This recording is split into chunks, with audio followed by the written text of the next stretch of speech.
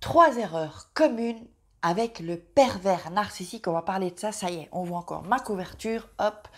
Voilà, ça c'est quand je me repose un peu le soir. Bonjour, je m'appelle Faraké, je suis votre coach en amour et en développement personnel et j'aide les femmes à devenir des crusty girls en amour, dans la vie et financièrement. Oui, oui, oui, vous avez bien entendu, j'aide des femmes à devenir des crusty girls businesswoman. Donc si ça vous intéresse, c'est du marketing de réseau, je préfère vous le dire, il y a un crusty investissement puisque vous allez devenir chef d'entreprise vous.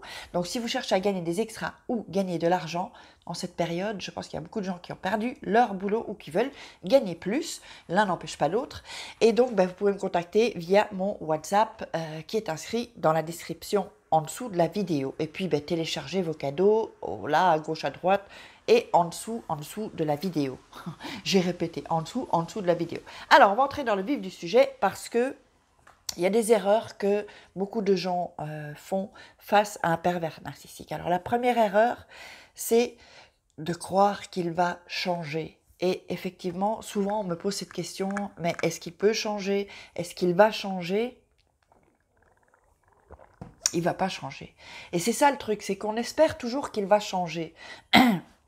Mais malheureusement, il ne va pas changer. Moi, je sais de quoi je parle puisque je suis passée par là. Et alors, on se dit chaque fois, surtout quand soit on s'est disputé ou quand il y a une rupture, puis qu'on revient ensemble ou que voilà, la dispute est terminée, on se dit, comme il redevient gentil, on se dit, ah ouais, mais il va changer, il est en train de changer.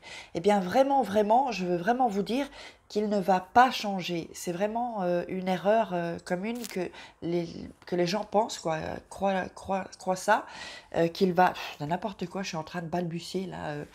Et donc, voilà, et c'est ça le plus dur en réalité à accepter, c'est que il existe des gens qui sont mauvais, qui sont vraiment méchants, et que ces gens, même s'ils savent qu'ils nous font du mal, parce qu'ils le savent très bien, ils en ont conscience, eh bien, ils ne changeront pas. Et ça, c'est très, très, très difficile à faire croire à notre cerveau. Pourquoi? Parce que un jour, il est gentil, un jour, il est méchant.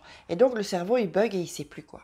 La deuxième chose, c'est de le surestimer, pardon.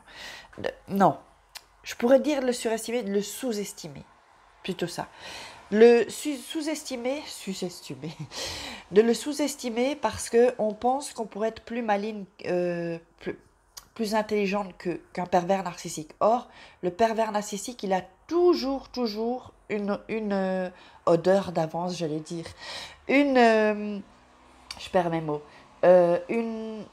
Un temps d'avance. Voilà, il a un temps d'avance sur nous toujours. Parce que le pervers narcissique, il réfléchit aux stratégies, il connaît bien comment fonctionne le psychisme des gens, il s'y connaît en psychologie, donc il sait très bien. Et comme lui, il teste tout le temps plusieurs sortes de stratégies pour vous déstabiliser, eh bien, il ne faut surtout pas le sous-estimer.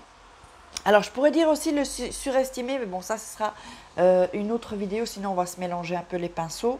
Et donc, voilà, vraiment, ne le sous-estimez pas, parce qu'il va toujours gagner. Un pervers narcissique, si on veut se battre, entre guillemets, il va gagner, parce que lui, il a des émotions, mais il n'a pas de sentiments, en fait. Donc, comme il ne ressent pas de sentiments, lui, ça le touche pas vraiment, quoi, en fait. Sauf si on fait certaines choses. Là, il y a des vidéos pour ça, d'autres vidéos sur ma chaîne. Allez vous balader un peu.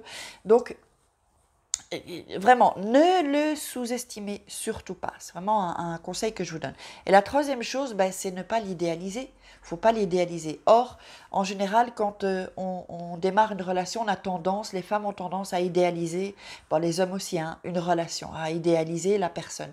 Et c'est ce qu'il ne faut surtout pas faire, parce que c'est pas la personne idéale, et ça n'existe pas. Le pervers narcissique ou même un autre homme, il a des qualités, il a des défauts. Donc il ne faut pas croire qu'il est parfait.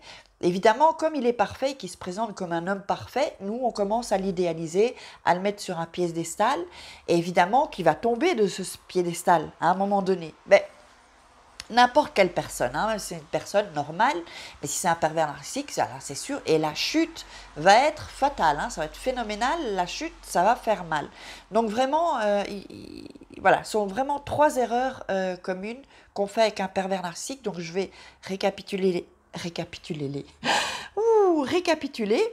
Donc 1, croire qu'il va changer. 2, le surestimer, et 3, l'idéaliser. Donc voilà, j'espère que vous aurez aimé cette vidéo. Je vous invite à la partager, à liker pour soutenir mon travail, à me poser des questions, à mettre des commentaires. Mettez-vous un peu si vous l'avez surestimé, idéalisé ou sous-estimé. Et si vous avez aussi, si vous aussi vous avez cru, décidément les mots qui sortent de ma bouche là, c'est un peu n'importe quoi. Mais si vous avez cru qu'il allait changer, et puis c'est ça qui vous a donné de l'espoir petit à petit, et que c'est pour ça que ça a duré peut-être un peu plus longtemps que la normale.